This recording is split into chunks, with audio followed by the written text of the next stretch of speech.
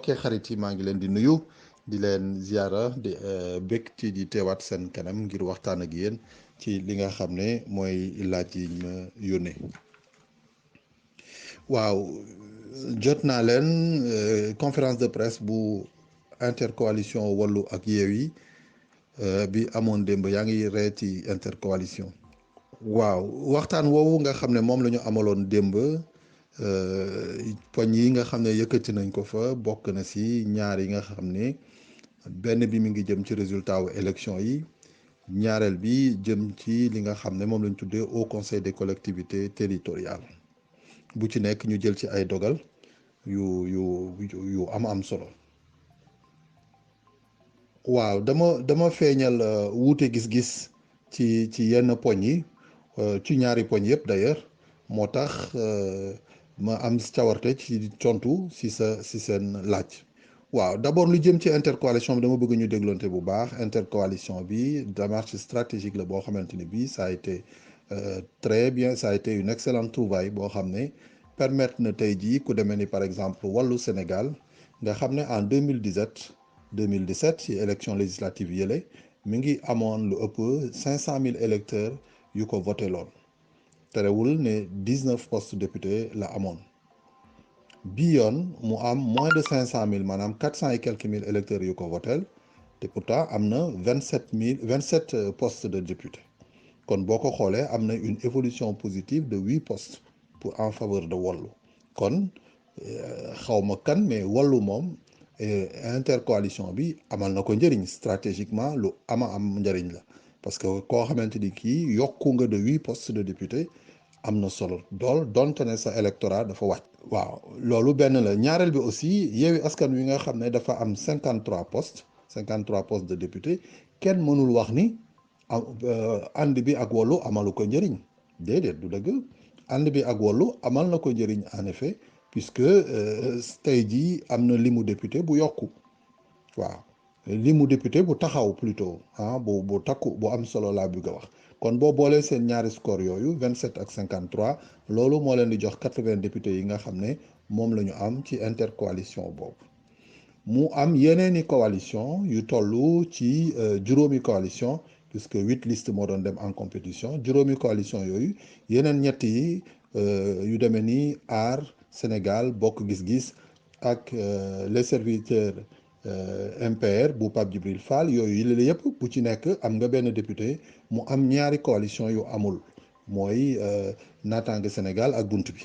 waaw li nga xam ne d'accorduma ci mooy par exemple Yewwi Askan Wi nga xam ne dafa jël décision ne du porter ay recours du leen déposer loolu lu muy tekki mooy fi ñu toll nii kon tey conseil constitutionnel li mu nar a def mooy résultat yi nga xam ne moom la commission nationale de recensement des votes publié comme résultat provisoire moom la conseil constitutionnel nar a confirmer ci bu ñu demee ba nga xam ne app bi ko yoon joxoon yegg nañ ci déedéet mënul examiner amul dara lu mu fay examiner donte ne annexé nañ ci ay documents boo ci annexé ay documents te formé woo recours documents yooyu ni nga ko ci annexé noonu lañ la ko ci bàyyile parce que li conseil constitutionnel di examiner mooy résultat provisoire yi nga xam ne moom la commission nationale de recensement publié muy cour d'appel bu Dakar te président Dia di ko jiite loolu la ñuy xool bu fekkente ni dafa am ay réclamation ay observation yu ñu ci def bu boobaa conseil constitutionnel xool ko bu amee lu muy joyanti mu joyanti ko bu amul lu muy joyanti mu bàyyi ko noonu bu laajoon sax xëy na mu annuler ay PV wala mu annuler sax ay centre de vote wala mu annuler tout simplement le vote dans toute cette zone là dafay fekk nga mun ko justifier li tax ma ne d'accord uma ci ñàkk déposer recours mooy mandataire u Yewwi Askan Wi dafa soutenir wax ne gis na ay PV yu bare bari yoo xam ne kenn signé wu leen gis na aussi ay irrégularités yu bari mu soulever ko à partir de ce moment là li nga xam ne sa constitution moo la ko may sa code électoral may la ko da nga ko war a jël jusqu'au maximum yóbbu yëf bi ci yoon indi firnde yi nga xamante ne ni mooy wone li nga xam ni moom nga constaté parce que quand même nag sunu système électoral tëddee na noo xamante ne nii lu nekk war nañ ko mën a prouver wala ñu justifier ci benn étape bu mu toll da ngay gis ne bu ñu voté ba noppi bureau bu nekk day compter li fa am comme résultat ña fa bindu woon xam nañ ko avant vote bi di commencer ñi déplacé wu bu ñu voté woo ba noppi lañ koy xam ña voté bu normal dinañ ko xam mooy suffrage votant yi dinañ ko xam bi ñi nga xam ne seen vote dañoo voté boo xam ne dafa am njuumte wala ni ñu voté du ni nga xam ne moom lañ ko santaane muy les bulletins nuls donc yooyu dañ koy dindee ci votant yi bu ko defee ñoo am un suffrage valablement exprimé léegi suffrage valablement exprimé yooyu moom la ñuy boole bureau par bureau mu nekk résultat au centre résultat wu centre yi ñu boole ko muy résultat wu ba par exemple benn commune wala langam wala nangam ñu boole yooyu la yëpp jëmale ko ci commission départementale de recensement des votes bu ko defee benn résultat génn foofu buy wax ne ci circonscription électorale bu sangam maanaam bu Dakar wala bu Ndar wala bu Kédougou wala bu feneen lii moo fa génn comme résultat bu ko defee ñu ne liste sangam wala coalition sangam gagné na poste bi fi nekk wala poste yi fi nekk en sachant que code électoral bi dafa ne entre benn député ba juróom-ñaari député la gox bu nekk mën a am en fonction de population ba fa nekk kon nga gis ne fii gannaaw seetlu nañ fi ay irrégularité ay PV yu ñu signé wul ay nu mu tuddati ay limu bulletin de vote yoo xamante ni dafa romb li nga xam ne moo doon les électeurs inscrits yooyu yëpp dañ ko war a dafa war a justifier ñu war a mun a porter une réclamation def un recours formel déposer ko auprès du conseil constitutionnel pour mu mun a reconsidérer tous ces résultats là voilà mais gannaaw nag defuñu ko dañuy jàpp rek ne ils ont renoncé à un droit te itam seen droit la bu leen neexee bii droit duñ ko exercer loolu ñàkk exercer droit boobu nag mën nañ ko jàngat de deux façons mais façon bi nga xam ne moo ma ci gën a jaaxal nag man mooy pas jaaxal sax mais daf ma préoccupé je sais pas comment on doit le dire en wolof mais daal dafa yéeme daal fii dafay wane ne ñoom responsable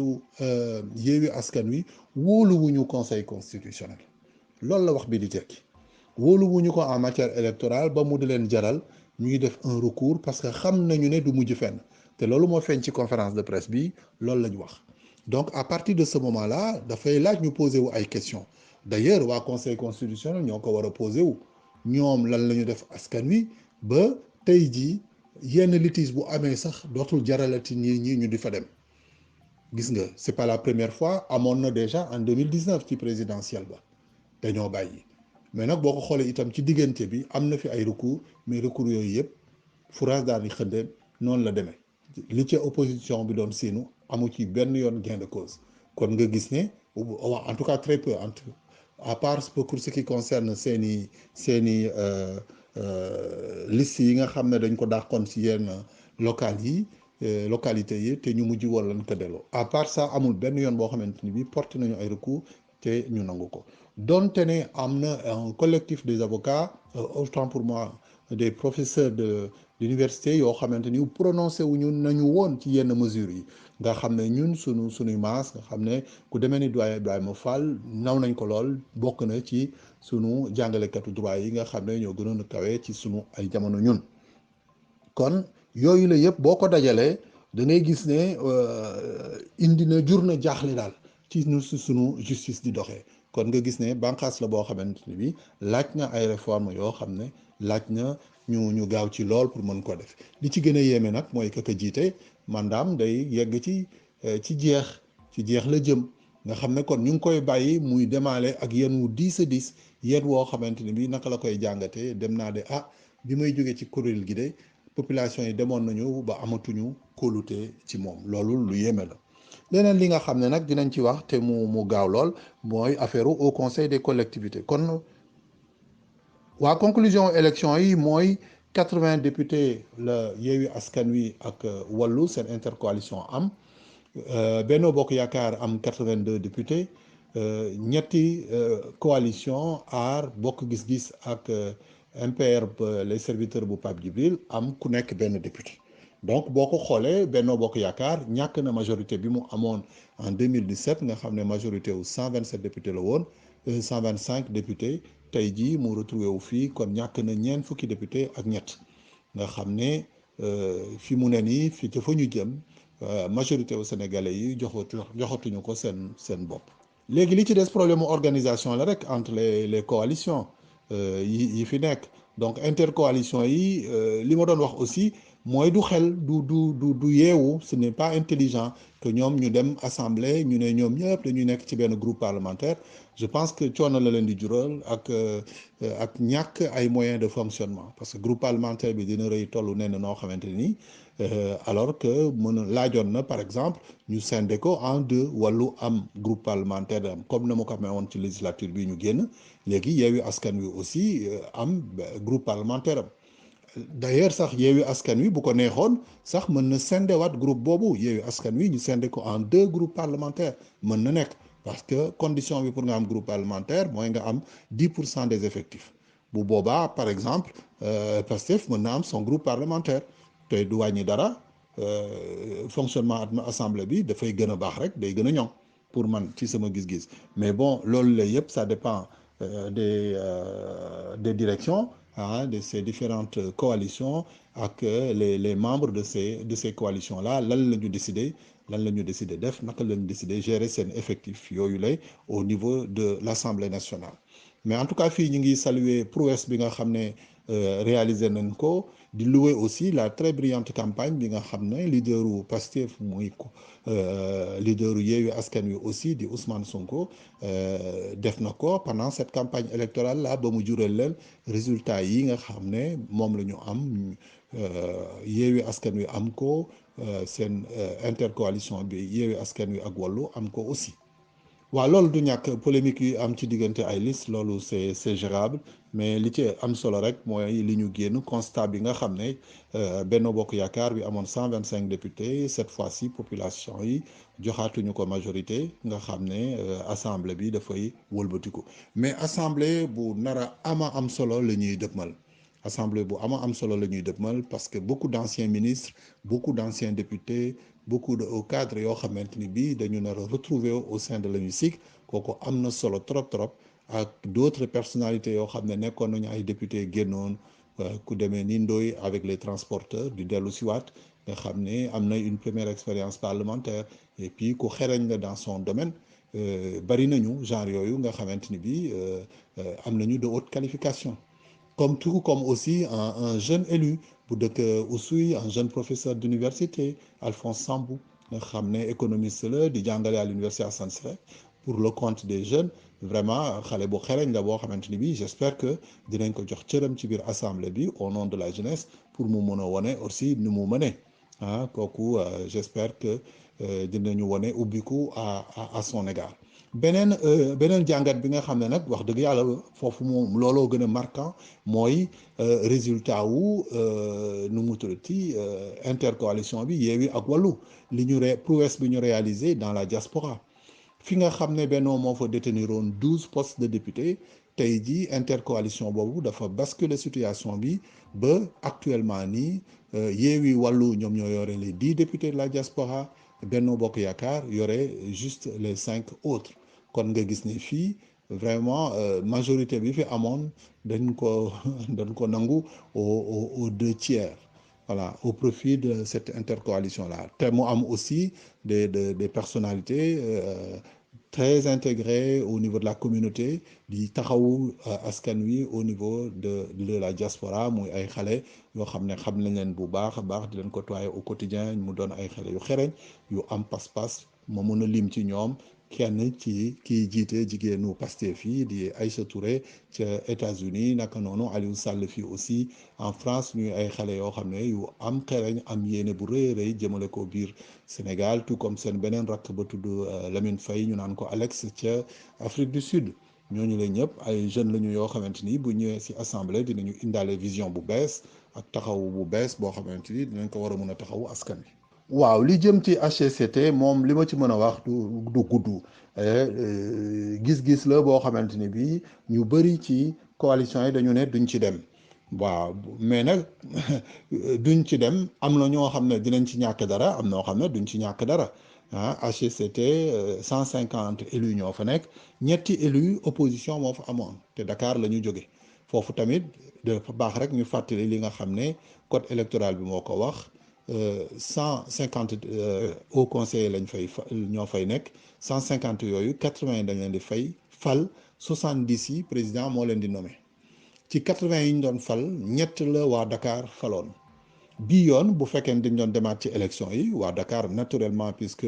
Yewwi Askan Wi moo majoritaire dans Dakar donc les 3 sièges yooyu au Haut Conseil dafa naroon revenir ay Yewwi Askan Wi bu ñu jugee foofu am na d'autres localités yoo xam ne mën na jafe tuuti fu demee nii par exemple Guédiawaye c'est possible que ñu mënoon ko fa am bu ñu jógee foofu fan lañ ko mën a am Ziguinchor c'est sûr Bignona c'est sûr Oussouye c'est sûr parce que yooyu Pastef moo fa majoritaire kon nga gis ne bu ñu ne duñ ci dem am na ñoo xam ne bàyyi nañu dara par conviction am na ñoo xam ne am bàyyiwuñu rien du tout parce que jàppuñu woon dara bàyyi kon fii bu amee koo xam ne dëgg-dëgg bàyyeem wala ñàkk bokkam am na lu mu ko nar a coûter mooy Pastef parce que amoon na 3 sièges yu wóor yu féete boor yoo xam ne mënoon na ko am dans les départements de Bignona, d'Oussouye et de Ziguinchor mu renoncé sans compter lu mu mënoon a am sur la liste de Dakar donc nga gis ne lu mu gàtt-gàtt mënoon na ñàkk na ñett bàyyi na ñett ba ñeenti haut conseiller poste haut conseiller yu mu mënoon am au niveau du conseil du haut conseil des collectivités territoriales donc ak lu ci mën a ne rek ay ce sont des questions de choix mais foofu aussi boo gisee ma ne d'accord uma ci pour man dañu waroon dem ci élection yi jël siège yooyu dem xam effectivement la fa xew waaw dañu waroon dem effectivement gis la fa xew xam naka la yëf yi di doxee bu ko defee bu fekkente ni alternance beneen am na encore en 2024 ñu décider ne dañuy arrêté lii bu ko defee ñu arrêté ko waaw mais décider ne dama koy boycotté du ma ca dem yow bàyyee nga ay jumtuwaay ay moyens ak expérience yu say éléments mënoon a uti foofu au profit d'autres qui sont tes adversaires qui vont utiliser ces moyens ces positions et ces instruments pour xeex ak yow donc bàyyi nga ay jumtuwaay yoo xamante ni mënoon nga ko jël au profit de tes adhérents ñu jàngee ci dara yokk seen culture yokk seen expérience yokk aussi seen i moyens ak sa moyen voilà yow coalition bi kon voilà brièvement li nga xam ne mënoon nañ ko ci wax ngeen baal ma àq parce que débordé nañu un tout petit peu voilà di yaakaar juste rek ni bu ñu jógee ci li ko conseil constitutionnel dina rendre décision bi très vite je pense d'ailleurs que du ko tardé comme recours amul sauf surprise de dernière minute loo xam naa ne bu app bi ko yoon may jotee rek dina génnee résultat yi très rapidement ma di leen nuyu di leen gërëm di leen sant di yaakaar ne président de la république dans la foulée dina convoquer assemblée nationale bi pour leur rentrée dina jël décret bi leen di convoquer pour seen rentrée mu fixer date bi de manière effective pour que sunu député yi au moins nga xam ne ñu ngi dans la diaspora ñu mun a waajal seen bopp pour dem wuy ji et puis fekkee aussi seen installation leneen li aussi mooy ci diggante bi doon na baax trop mu nommer son premier ministre